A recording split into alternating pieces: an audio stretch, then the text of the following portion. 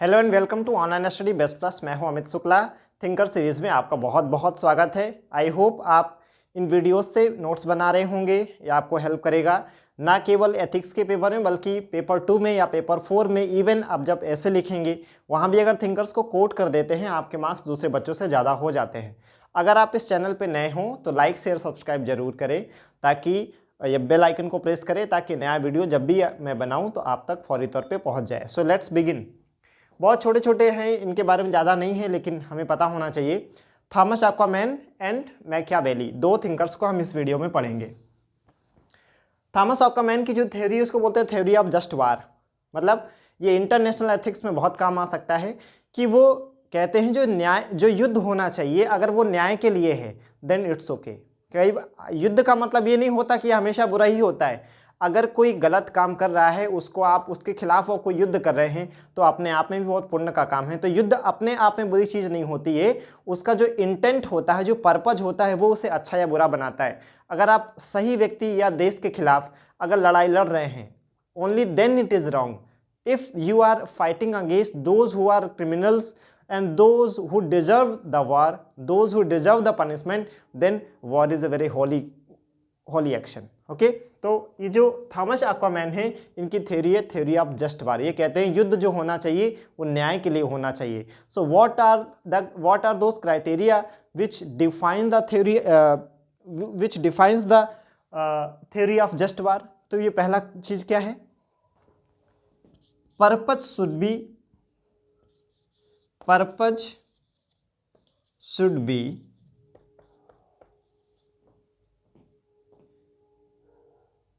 oriented to establish the justice। जो आपका purpose होना चाहिए वो युद्ध का जो पर्पज होना चाहिए वो ये होना चाहिए कि न्याय की आपको स्थापना करनी है, इसलिए युद्ध लड़ रहे हैं। दूसरा, state should be the actor. State should be the actor of the war.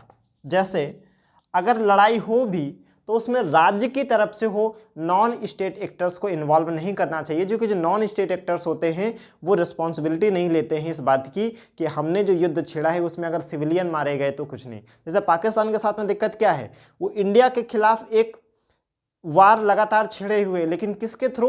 आतंकवादियों के थ्रू, नॉन स्टेट एक्टर्स से, इसीलिए वो बुरा है। अगर उनकी सेना प्रॉपर लड़ती है तो इंटरनेशनल लेवल पे वो इतनी भद्द नहीं उनकी पिटेगी। लेकिन पाकिस्तान जो इंडिया के खिलाफ लड़ाई छिड़े हुए है वो किसके थ्रू है? Non state actors. तो कहीं भी अगर इंडिया पाकिस्तान का मसला आता है किस थिंकर को कोट कर सकते हैं?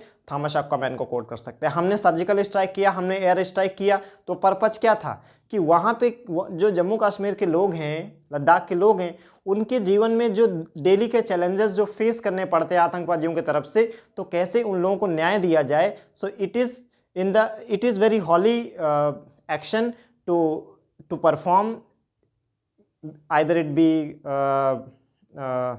एयर स्ट्राइक, राइट, चाहे वो आपका एयर स्ट्राइक रहा हो, चाहे वो आपका सर्जिकल स्ट्राइक रहा हो, राइट। तो हमने ये जो किया है वो किसके लिए किया है? To establish the justice system. और हमने नॉन स्टेट एक्टर्स को नहीं किया, हमने आतंकवादियों की फौज नहीं भेजी थी एयर स्ट्राइक और सर्जिकल स्ट्राइक करने के लिए, प्रॉपर स्टेट के द्वारा हुआ था। ठीक है, तो पहला काम क्या है कि जो पर्पज होना चाहिए वो होना चाहिए कि हम क्या करेंगे? न्याय को इस्टेब्लिश करेंगे। दूसरा ये होना चाहिए कि उसमें जो एक्टर्स हो वो स्टेट ही हो, नॉन स्टेट एक्टर्स को इन्वॉल्व नहीं करना चाहिए। तीसरा, peace must be established. Peace must be established कि युद्ध के बाद शांति जरूर स्थापित करना चाहिए, तभी तो आपका जो पर्पस था वो पूरा हो पाएगा। ठीक है, तो इसी थ्योरी को कहा जाता है थ्योरी ऑफ जस्ट वार। ठीक है, इंटरनेशनल एथिक्स में अगर कहीं भी आएगा तो आप थॉमस एक्वामैन को कोट कर सकते हैं। इसके बारे में हमें इतना ही जानना आवश्यक है। तो अब आ जाते हैं मैकियावेली। मैकियावेली को जाना जाता है, उसने जो बुक लिखी थी द प्रिंस के लिए, राइट। और ये he is a very pragmatic man, right, pragmatic leader. वो कहता है politics is power and power is politics. Politics में कोई आइडियोलॉजी नहीं होती है कि नहीं ये हमारी आइडियोलॉजी है, हम इस पर हटेंगे नहीं। So behave what is the demand of situation, said by Machiavelli.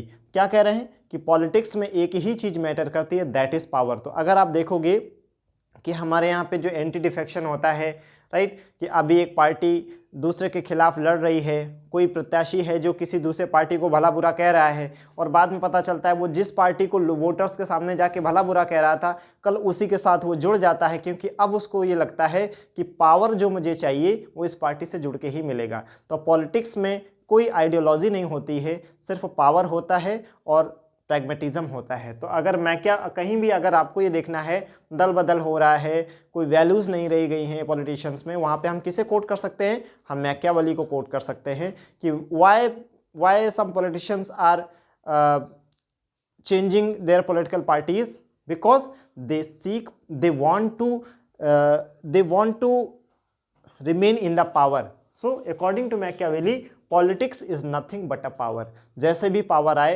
वही आपका पॉलिटिक्स है, इसलिए यहाँ पे कोई आइडियोलॉजी नहीं चलेगी। तो कहीं भी क्रिमिनलाइजेशन ऑफ पॉलिटिक्स पे आ जाएगा या दल बदल पे कोई क्वेश्चन आ जाएगा तो आप सीधे मैकियावेली को कोट कर सकते हैं। Thank you so much. ये वीडियो देखने के लिए लाइक करें, शेयर करें, सब्सक्राइब करें।